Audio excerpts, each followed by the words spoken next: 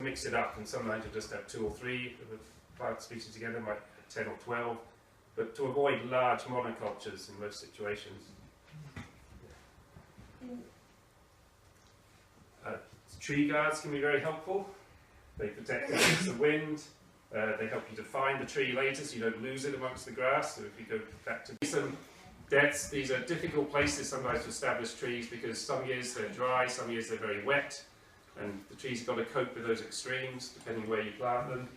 But the gaps that appear, you could go back 4 or 5 years later, replant, maybe replant a slightly bigger tree, maybe the rarer ones, the more expensive ones, look after them with tree guards, and those gaps actually are quite good microclimates that are more sheltered than the original planting. So it's not going to be a one-hit wonder, you do it 1 year and walk away. You have to keep going back, do some weed control for the first 2 or 3 years, and then 4 or 5 years later you can start replanting and filling some of the gaps.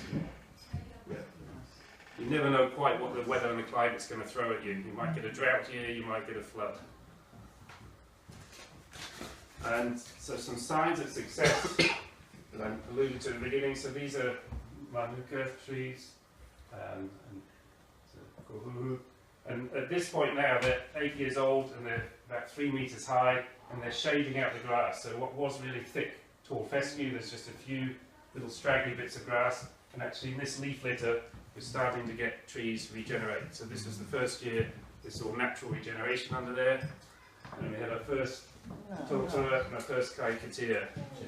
And they kind of come from the trees we planted because they haven't matured and producing fruit yet. So they must be coming from some of those remnant trees that are nearby, and the birds have dropped their seeds. There's bird nests in amongst the Manuka, so they probably dropped, I mean, who knows what it was, it might have been a blackbird before we know, but it's dropped the seeds. And now hopefully they've got enough light to keep growing. That's the difficult balance, particularly for both those species do need a certain amount of light to regenerate, but they can't cope in the presence of the grass. So you need to shade out the grass and yet still have enough light for the seedlings. So we'll see how they do and whether we start to get more.